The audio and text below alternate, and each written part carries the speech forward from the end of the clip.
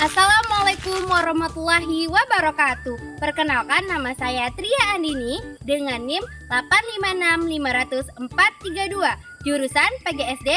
Pada mata kuliah Praktikum DSD, saya akan membuat video tentang simbiosis, pengertian simbiosis, jenis-jenis simbiosis, dan contoh-contoh yang akan diamati. Nah, ada beberapa alat dan bahan yang diperlukan untuk kita mengamati tumbuhan ataupun hewan ataupun manusia dalam simbiosis ini. Yang pertama, tentu saja kita siapkan pena dan juga lembar yang mana kita tulis dari hasil pengamatan kita. Dan juga lingkungan yang akan kita amati. Apa itu simbiosis? Simbiosis adalah hubungan antar makhluk hidup, baik manusia, hewan, ataupun tumbuhan. Simbiosis terbagi menjadi 3 macam. Yang pertama, simbiosis komensalisme. Apa itu simbiosis komensalisme? Simbiosis komensalisme adalah simbiosis yang terjadi antar dua makhluk hidup, yang mana pada makhluk hidup pertama menguntungkan dan makhluk hidup kedua tidak dirugikan ataupun tidak diuntungkan. Pada kali ini saya akan memberikan contoh pada pohon sawit dan juga tumbuhan paku. Ayo kita perhatikan di sekeliling kita. Banyak pohon sawit yang batangnya ditumbuhi oleh tanaman paku. Nah, apakah tanaman paku tersebut diuntungkan? Jawabannya adalah iya. Dan apakah pohon sawit dirugikan? Jawabannya adalah tidak. Mengapa demikian? Ini dia penjelasannya. Ini adalah tanaman paku dan ini adalah pohon sawit. Tanaman paku merupakan tanaman epifit, yaitu tanaman yang tumbuh di tanaman lain, namun ia tidak mengambil nutrisi inangnya. Nah, pohon sawit ini disebut sebagai inang atau tempat epifit tumbuh.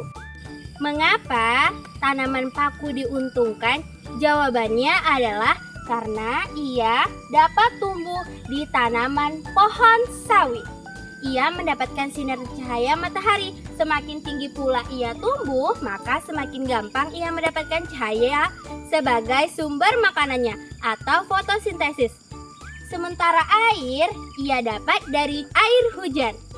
Nah, apakah pohon sawit dirugikan? Tentu saja tidak. Mengapa? Karena tentunya tanaman paku tidak mengambil nutrisi pohon sawit, sehingga pohon sawit juga mengolah makanannya sendiri dan dapat tumbuh subur dan berbuah. Karena itu, hubungan keduanya disebut sebagai komensalisme, yaitu hubungan yang mana tanaman paku diuntungkan karena mendapatkan tempat tinggal dan juga pohon sawit yang tidak diuntungkan maupun dirugikan. Yang kedua, ada mutualisme. Apa sih itu mutualisme? Mutualisme yaitu hubungan antar dua makhluk hidup yang mana dua-duanya saling untung. Yang pertama untung dan satunya untung. Nah, pada kali ini saya akan mengamati lebah dan juga bunga dari pohon kelapa. Sekarang mari kita amati hubungan antara tumbuhan kelapa dan juga lebah. Nah, ini adalah tumbuhan kelapa.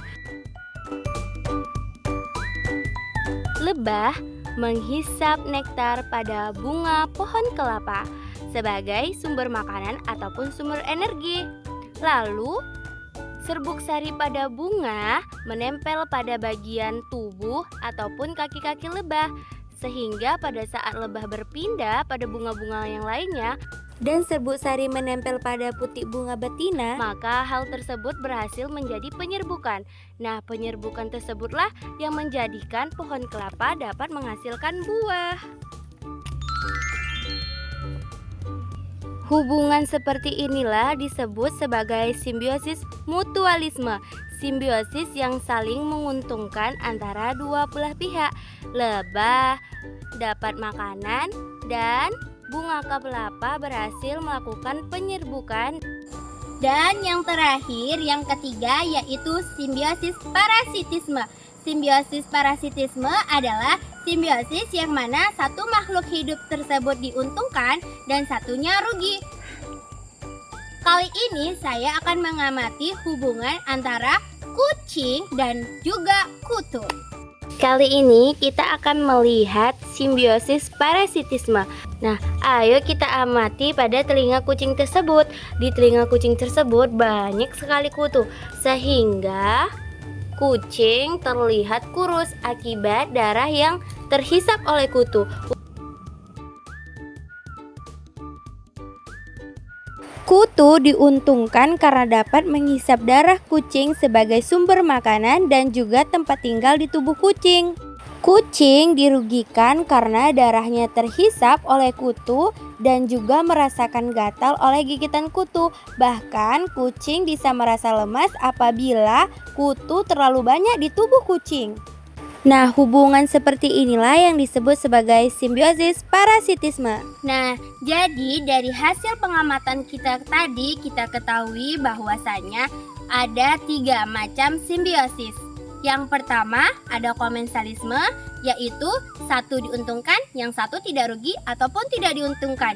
Yang mana tadi dicontohkan adalah pohon sawit dan juga tanaman paku. Lalu yang kedua ada mutualisme, yaitu dua-duanya saling diuntungkan.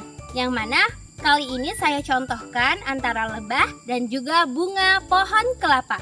Lalu yang ketiga ada parasitisme, yaitu satu diuntungkan, yang satunya malah rugi. Yang mana saya contohkan dengan kucing dan juga kutu. Baiklah, sekian video mengenai simbiosis dari saya. Lebih dan kurang saya mohon maaf. Sampai jumpa. Wassalamualaikum warahmatullahi wabarakatuh.